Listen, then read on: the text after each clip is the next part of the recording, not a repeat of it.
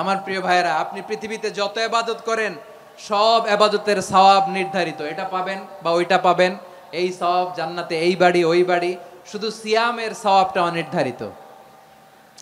কুল্লু আমালি ইবনে আদম ইউদাফ আল হাসানাতু আশরু আমসালিহা ইলা 700 দিফিন ইল্লা সাওম। সব নেক আমলের সওয়াব বাড়তে বাড়তে 700 গুণ, কিন্তু রোজা ছাড়া। রোজার সওয়াব কি হবে?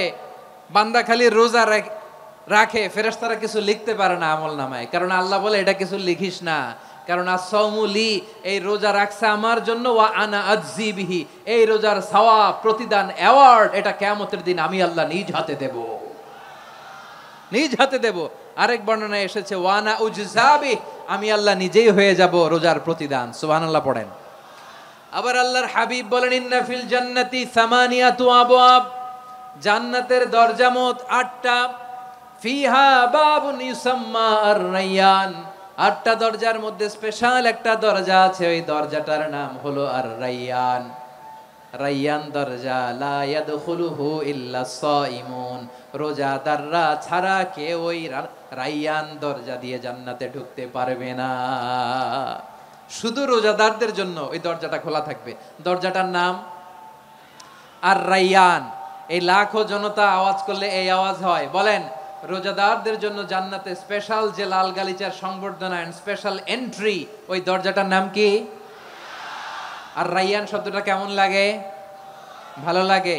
অনাগত সন্তান যদি কারো আসে, ছেলে সন্তান, নাম রেখে দিয়েন আর রায়্যান। পারবেন? আমাকে সবাই ধরে রাস্তা ঘাটে, বাসায়, অফিসে, আদালতে, এয়ারপোর্টে ধরলে, হুজুর আমার একটা ছেলে হবে 2 মাস পর, একটা নাম দেন। চাপাই নবাবগঞ্জবাসীর জন্য আমি একটা নাম দিয়ে গেলাম। সামনের 2-3 মাসে, 4 মাসে, 6 মাসে যাদের ছেলে সন্তান হতে পারে বলে মনে করেন, যদি পছন্দ হয় নামটা, নাম রেখে দিয়েন রায়্যান। কি নাম? লা ইয়াদখুলুহু ইল্লা সাইমুন, রোজাদাররা ছাড়া কেউ ঢুকতে পারবে না। মান দাখালাহু লাম ইয়াজমা আবাদা, একবার যে এই গেট দিয়ে ঢুকবে, he will never be thirsty again, তার গলা থেকে চিরকালের জন্য আল্লাহ তৃষ্ণা মিটায়া দিবে। আমরা ওই রায়্যান দরজা দিয়ে সেদিন জান্নাতে ঢুকতে চাই কি চাই না?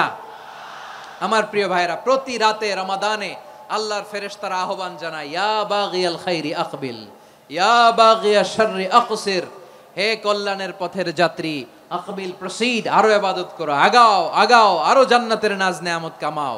হে অকল্যাণের পথের যাত্রী, আকসির, স্টপ স্টপ, অনেক হয়েছে। আন্না, এ রমাদান এটা পাপের মাস নয়, এটা ইবাদত করে জান্নাত কামানোর মাস। চিল্লায় বলো ঠিক কি না? ওয়ালিল্লাহি উতাকাউ মিনান নার ওয়া যালিকা কুল্লা লাইলা, প্রতি রাতে, রমাদানের প্রতি রাতে আল্লাহ তাআলা এরকম লাখো বনি আদমকে মাফ করে দেওয়ার ঘোষণা দেয়, নাজাতের ঘোষণা দেয়। আমরা আল্লাহর পক্ষ থেকে মাফ, নাজাত চাই কি চাই না? আমরা যদি নাজাত পেয়ে যাই আর কিছু চাই? কথা বলে না। আমাদের নাজাত লাগবে। আওয়াজ করে বলেন তো কি লাগবে? আর কিছু যে চাই না আমি, চাই গো নাজাত, আল্লাহ তোমার কাছে আমার এই মুনাজাত। আর কিছু যে চাই না আমি, চাই গো নাজাত, আল্লাহ তোমার কাছে আমার এই মুনাজাত, আল্লাহ তোমার কাছে আমার এই মুনাজাত। পড়েন আমিন, আর জোরে আমিন। তাহলে রমাদানকে আমরা বুদ্ধিমানের মতো কাজে লাগাতে চাই কি চাই না? হ্যাঁ, বুদ্ধিমানের মতো কাজে লাগাইতে হবে। মুমিনরা স্মার্ট হয়। এই রমাদানে আমাদের কি করণীয়, কি বর্জনীয়? সংক্ষেপে 7টা করণীয় 7 মিনিটে, 7টা বর্জনীয় 7 মিনিটে বলে আমরা বিদায় নিব ইনশাআল্লাহ। বলেন, কেউ উঠা বসা করব না ইনশাআল্লাহ। বলেন মাশাআল্লাহ, অনেক শান্ত। জি, আমার দিকে তাকান। রমাদানে, আসন্ন রমাদানে আমাদের 7টি করণীয়। 1 নাম্বার করণীয়, এই রমাদানকে আপনি কোরআনময় করে তুলুন। কোরআনময় করে তুলুন 2025-এর রমাদান। এই হচ্ছে আজকের প্রোগ্রামের স্লোগান। জোরে বলেন ঠিক কিনা? কোরআনময় করতে রাজি আছেন? কোরআন তেলাওয়াত করতে রাজি আছেন? আমার প্রিয় ভাইরা, ধীরস্থির ভাবে কোরআন তেলাওয়াত করুন, তাড়াহুড়ো করে নয়। আনাস রাদিয়াল্লাহু তাআলা আনহু বলতেন, রুব্বা কারি লিল কোরআন ওয়াল কোরআন ইয়ালানহু, কোরআনের অনেক কারি আছে, যারা কোরআন পড়ে কিন্তু সওয়াব পায় না, বরং আল্লাহর কোরআন তার বিরুদ্ধে আল্লাহর দরবারে নালিশ করে আর লানত করতে থাকে। আমরা কি ওই রকম কোরআনের তেলাওয়াতকারী হতে চাই? না। ধীরস্থির ভাবে ওয়ারাত্তিলিল কোরআন তারতিলা, তারতিলের সাথে পড়বেন। বিষ্ণু ঈসা ইসলাম কানা ইয়ামুদ্দু সাওতাহু মাদ্দান, টেনে টেনে পড়তেন। আলহামদুলিল্লাহি রাব্বিল আলামিন আর রহমানির রহিম মালিকি ইয়াউমিদ্দিন ইয়্যাকা না'বুদু ওয়া ইয়্যাকা নাস্তাঈন اهدنا الصراط المستقيم صراط الذين أنعمت عليهم غير المغضوب عليهم ولا الضالين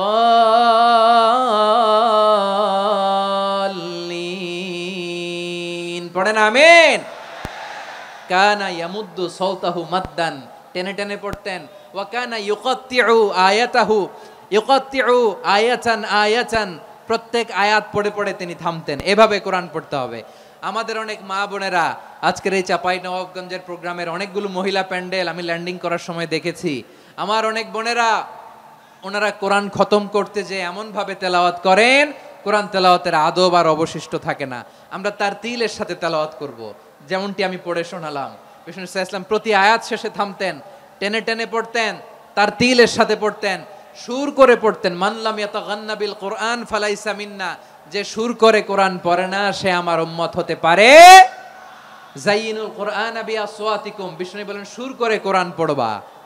অনেকে কোরআনের খতম তুলবার জন্য কোরআনরে একেবারে খতম করে দেয়, এরকম আছে না নাই? কোরআনের খতম তোলার জন্য কোরআনরে কি করে? একেবারে খতম করে দেয়। না, আপনি ধীরস্থির ভাবে পড়ে যদি খতম দিতে পারেন মাশাআল্লাহ, না পারলে যতটুকু পারেন পড়বেন। এরপর অনুবাদ পড়ার চেষ্টা করবেন, তাফসীর পড়ার চেষ্টা করবেন। আপনাদের জন্য এক অনন্য উপহার রয়েছে আমার পক্ষ থেকে, এক নজরে কোরআন। 114 সূরার সারমর্ম, সার নির্যাস আমরা নিয়ে এসেছি এখানে বাংলা ভাষায়। আমার জানা মতে খুব সম্ভবত এই প্রথম কাজ কেউ করে নাই। আরবিতে পাবেন এরকম অনেক বই, ইংরেজিতে কিছু কাজ আমরা দেখেছি, কিন্তু বাংলায় পাবেন না। এত চমৎকার ভাবে আমরা সূরাগুলোর সারমর্ম, সার নির্যাস তুলে ধরার চেষ্টা করেছি। 5 পৃষ্ঠায় আপনি জেনে যাবেন এই সূরার সেন্ট্রাল থিম কি। 5 পৃষ্ঠায় জেনে যাবেন মেজর থিম কি, এই সূরায় কি কি নিয়ে আলোচনা করা হয়েছে, এই সূরা থেকে মূল লেসন কি, মূল শিক্ষা কি, সহজে আপনারা বুঝে যাবেন। সুযোগ হলে এটা সংগ্রহ করবেন আপনারা। যে কোনো ধরনের ভালো অনুবাদ আপনারা পড়বেন, তাফসীর পড়বেন। আমরা কোরআনময় করতে চাই। খতম কোরআনে রমাদানের 1 খতম দেওয়ার একটা সহজ পদ্ধতি হচ্ছে রমাদানের প্রতি নামাজের পরে 4 পৃষ্ঠা। প্রতি নামাজের পরে কয় পৃষ্ঠা? 4 পৃষ্ঠা। তাহলে 5 ওয়াক্তে 4 পাঁচা 20 পৃষ্ঠা। হেফজে কোরআনগুলো 20 পৃষ্ঠা এক পারা। এভাবে 30 দিনে আপনার 1 খতম হয়ে যাবে।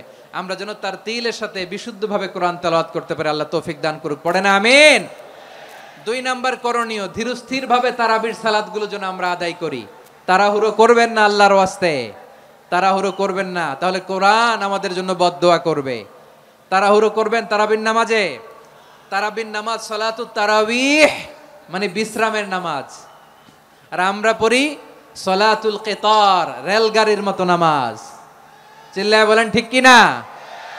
না, এরকম করবেন না। ইমাম সাহেবদেরকে আশ্বস্ত করুন যে ইমাম সাহেবরা আমরা পিছনে আসি আপনাদের সাথে, আপনি আস্তে আস্তে পড়েন, তার তিলের সাথে পড়েন, ধীরস্থির ভাবে তারাবির সালাত পড়বেন। সারা বছর এই সুযোগ হয় না দাঁড়িয়ে কোরআন শোনার, এরকম আয়োজন ব্যবস্থাপনা সারা বছর আর আমরা পাই বলেন তো? না।